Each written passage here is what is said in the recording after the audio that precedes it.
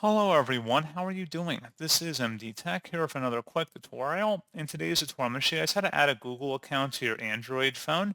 So this should hopefully be a pretty straightforward process here, guys. And without further ado, let's go ahead and jump right into it.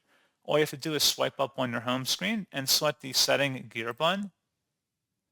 And now you want to scroll down and select the Security and Privacy button. And just go ahead and select any of the options underneath settings that say add a Google account under. So just go ahead and select that. And then you would select add Google account. And then you just would go about syncing up your Google account at this point to your device. And that's all you'd have to do. So pretty straightforward process on that, guys. And as always, thank you for watching. I do hope I was able to help you out. And I do look forward to catching you all in the next tutorial. Goodbye.